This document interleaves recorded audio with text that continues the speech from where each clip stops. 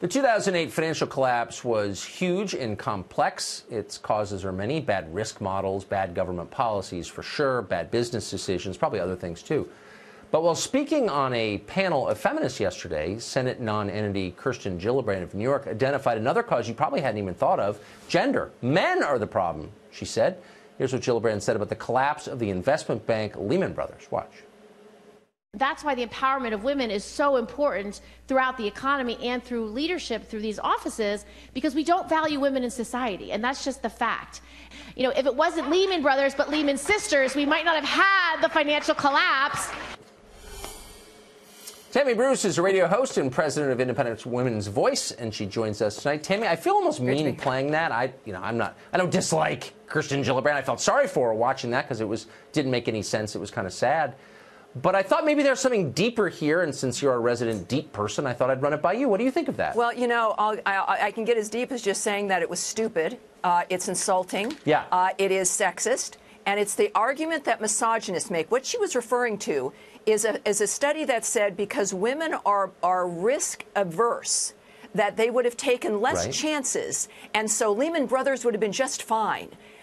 This argument, though, puts all women into a category of expecting their behavior to be based on their gender.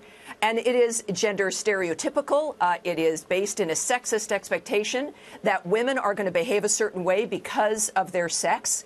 And this is the other argument that misogynists use, is that women are risk averse, and they're, as a result, more frightened by things. They're less apt to take risks. And, you know, risks does not mean that that it's a dumb decision. Look, women's lives are filled with risks. When we wake up in the morning, it's risky. We get pregnant, it's risky. We give birth to children, it's risky. We've changed the academy. We've changed the military. Everything we do every day is a risk, and we do it well. But the arguments by misogynists are that by pinning all women together through their gender is that it's why women don't make history.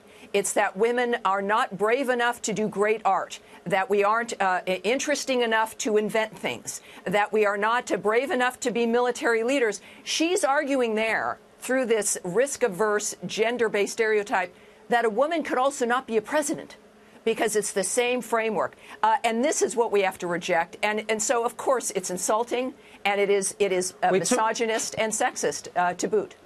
So I guess I'm looking at it from the other angle, which is, why is she attacking men? You know what I mean? Like, I'm a man. I have a son who's an adult man. He didn't do anything to tank the banks. Do you know what I mean? He didn't. You talk about it all the time, profit from credit default swaps. Like, why are you blaming a huge group for the sins of a few? Because it's what you've recognized repeatedly, and I think exclusively, is this argument by the left about toxic masculinity. It is about condemning and indicting all men for simply being men. And her argument, in order to counter that, you can't argue what feminists have always, or at least my generation did, that women can do what men do. We, in fact, are very similar. Our styles might be more different, but women can accomplish what men accomplish. What she's arguing is, since there's toxic masculinity, and that is a foundational theory now of the left, we have to counteract it by saying that the peaceful, simple woman who is not as aggressive is the answer. So this now condemns them into putting women into one category in order to succeed at condemning all men. And what they end up doing is saying that women can't be president, women can't be a leader, women by their... Well, look, we had one president who behaved this way, and it was Barack Obama, a man who was too afraid to confront ISIS, too afraid of his own red line with Syria, too afraid to really govern and help the economy, too afraid of tyrants around the world. That's what she's advocating for, and it certainly is not a feminine trait. Well, I don't blame all women for Kirsten Gillibrand. Thank you. Because I'm above that. Tammy, thank you. It's great to talk to you tonight. My pleasure. Thank you, Tucker.